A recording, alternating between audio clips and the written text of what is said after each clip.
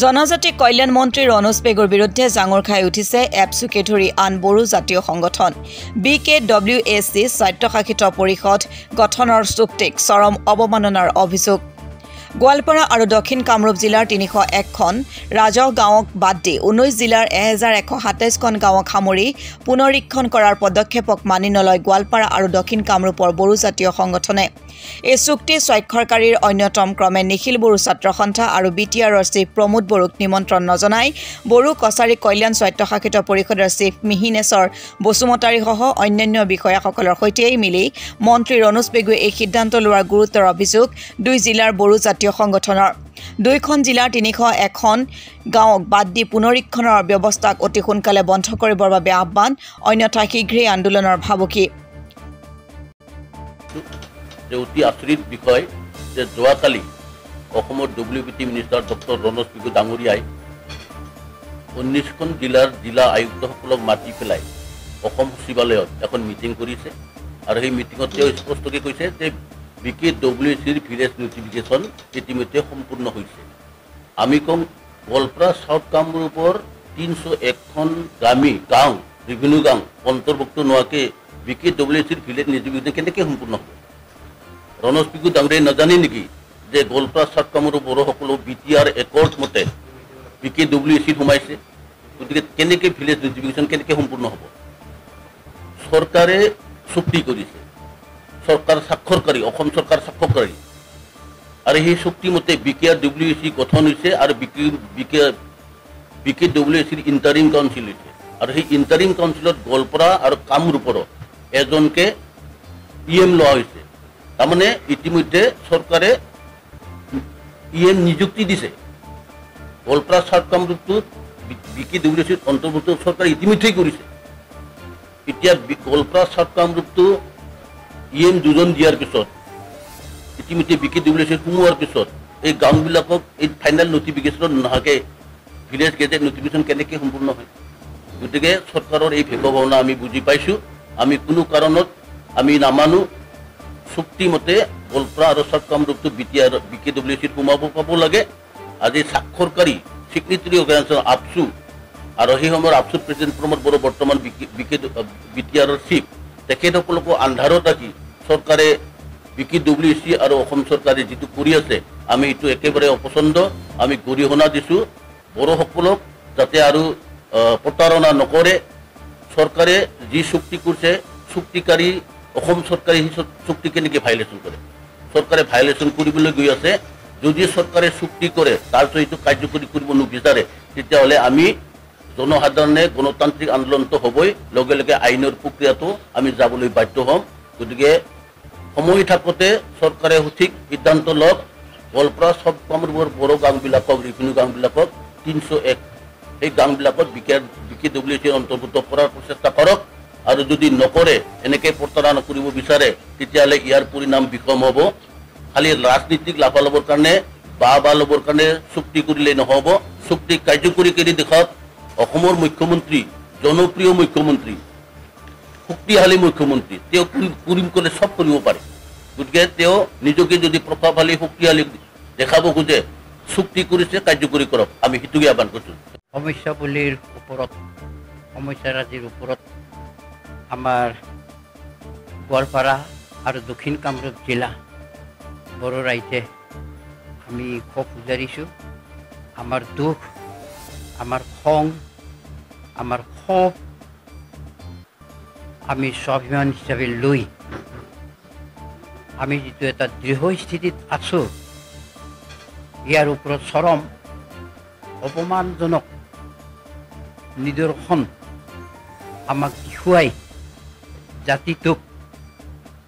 অপমান কৰা হৈছে আমি জানো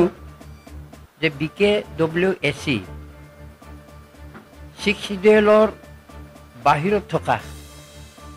বা আজি BTRৰ বাহিৰত থকা যিখিনি বড়ো ৰাইজ আছে সকলোখিনিকে লৈ এখন মৰ্যাদা সম্পন্ন কাউন্সিল গঠন কৰাৰ নামত 2020 চনৰ 27 জানুৱাৰীত কেন্দ্ৰীয় চৰকাৰ অসম চৰকাৰ এপছু UBPF NDFৰ মাজত যি সন্মানজনক চুক্তি হৈছিল এই চুক্তিখন মানে ভংগ হৈছে তাৰ 5.1 দফাত থকা যিটো প্ৰভিজন এইটো চূড়ান্তভাৱে ব্যৰ্থ হৈছে আমি এইটো কোনোপধ্যে সহ্য নকৰোঁ যে WBT মিনিষ্টাৰে 1127খন গাঁৱক লৈ যি ভিলেজ নটিফিকেশ্যন বাহিৰ কৰি দিছে এই নিতান্ত গৰিহণা যোগ্য আৰু গোৱালপাৰা কামৰূপ জিলাৰ দক্ষিণ কামৰূপ জিলাৰ যি 301খন গাঁও যি মানে ভিলেজ তাৰ লগতে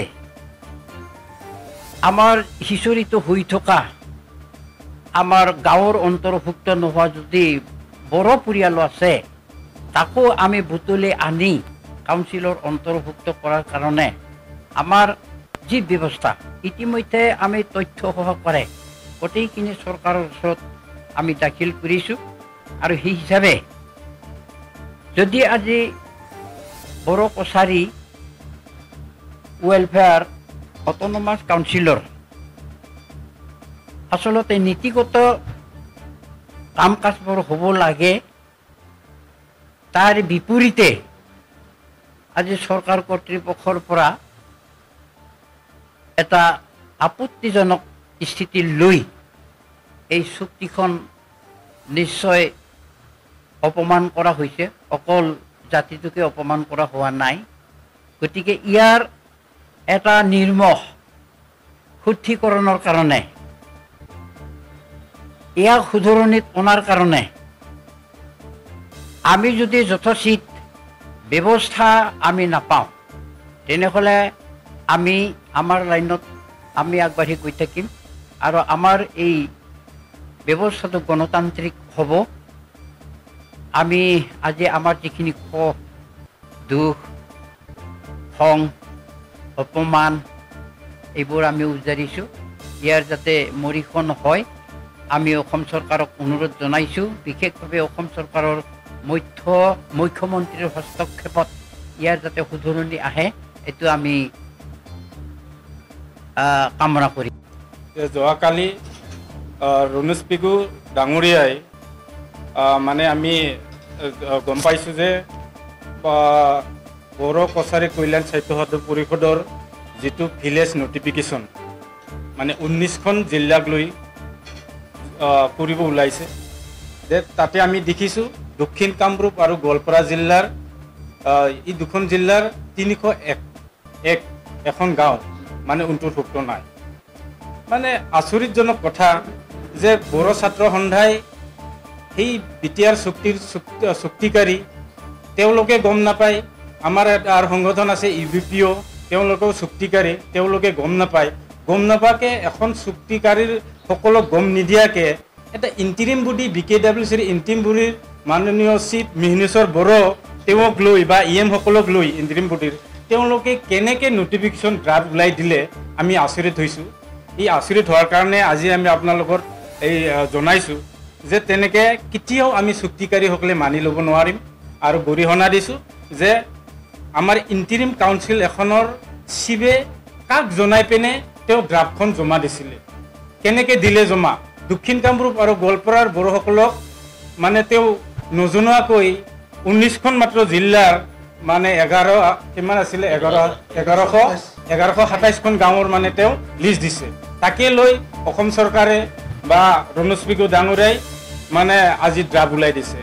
এইখিনিকে আমি কেতিয়াও মানি ল'ব নোৱাৰিম আৰু গণতান্ত্ৰিকভাৱে আমি নিশ্চয় ইয়াৰ পদক্ষেপ গ্ৰহণ কৰিম ধন্যবাদ দুধনৈৰ পৰা ভৱেশ চন্দ্ৰ ভাগৱতীৰ ৰিপৰ্ট অসম টুডে।